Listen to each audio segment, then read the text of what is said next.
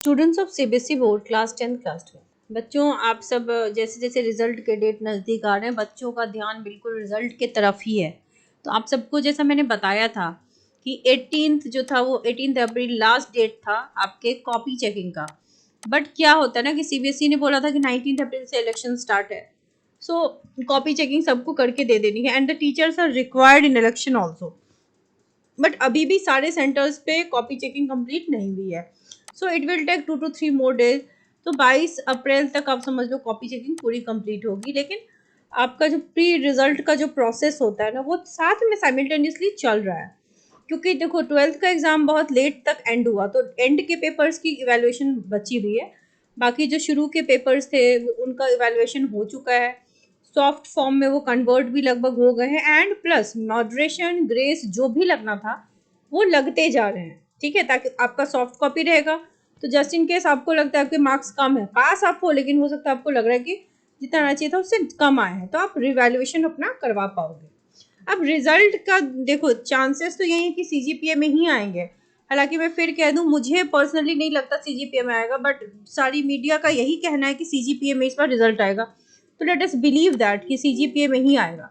और अगर आएगा तो जो स्टूडेंट प्राइवेट स्टूडेंट है फिर उनका भी वैसे ही आएगा, जैसे रेगुलर स्टूडेंट का सीजीपीए में आएगा तो प्राइवेट स्टूडेंट का भी फिर सीजीपीए में ही आएगा। And there is no problem, क्योंकि सीजीपीए टू परसेंटेज कन्वर्जन हम जानते हैं, so we can convert it. और इससे क्या होगा ना, आपका ही उल्टा अगर सीजीपीए आता है तो it's a win win situation. अच्छा है, आपको उतना प्रेशर फील नहीं होगा फिर। ठीक है, मार्क्स परसेंटेज ज़्यादा प्रेशर देता है।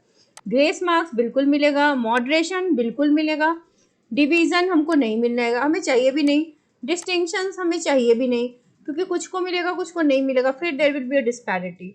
टॉपर्स लिस्ट स्कूल्स जनरेट कर सकते हैं बट बोर्ड जनरेट नहीं करेगी।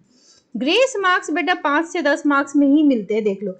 एक विषय हो तो मैक्सिमम 10% मिल सकता है, या अगर कोई बच्चा 2 पेपर में 5% से लैग कर रहा है तो आपको फिर वहां ग्रेस मार्क्स मिल सकता है 2 पेपर में, उससे ज़्यादा में नहीं। जिन जिन सब्जेक्ट में क्वेश्चंस थे जो मिस इंटरप्रेट हो गए, एम्बिगुअस थे, क्वेश्चन में एरर था, आउट ऑफ सिलेबस था, सो यूनिफॉर्मिटी लाने के लिए सीबीएसई के ही साइट पे आप देख सकते हैं कि मॉडरेशन पॉलिसी है, और ये लास्ट 8 अप्रैल को अपडेट भी हो चुकी है।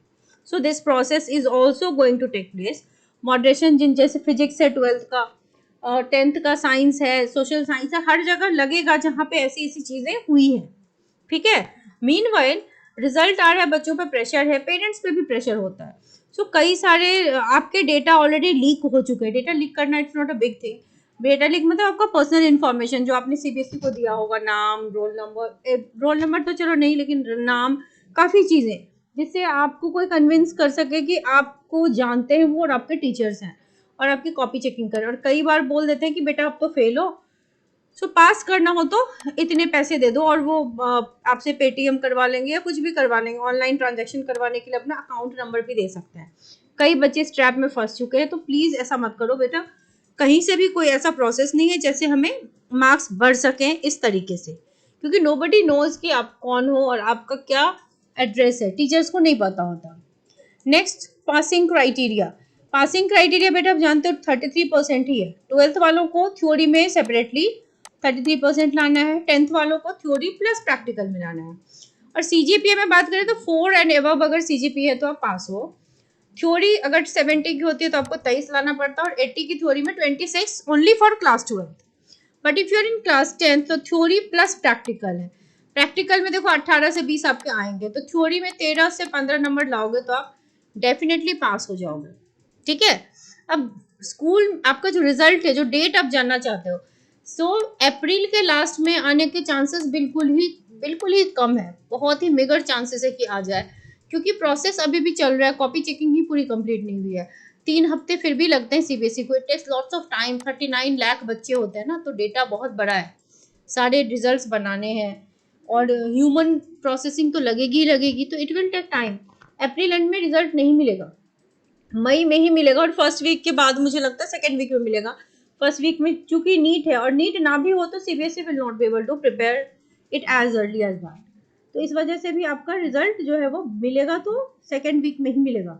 ठीक है, अब देख लेते हैं कि सीबीएसई कुछ स्कूल्स होते हैं जो बिल्कुल केयर नहीं करते, प्रोटोकॉल्स का पालन नहीं करते। लास्ट ईयर भी ऐसा हुआ था, कई स्कूल्स ने क्या किया था ना, प्रैक्टिकल वगैरह बच्चों का बहुत ही खराब तरीके से विदाउट द प्रोटोकॉल ले लिया था।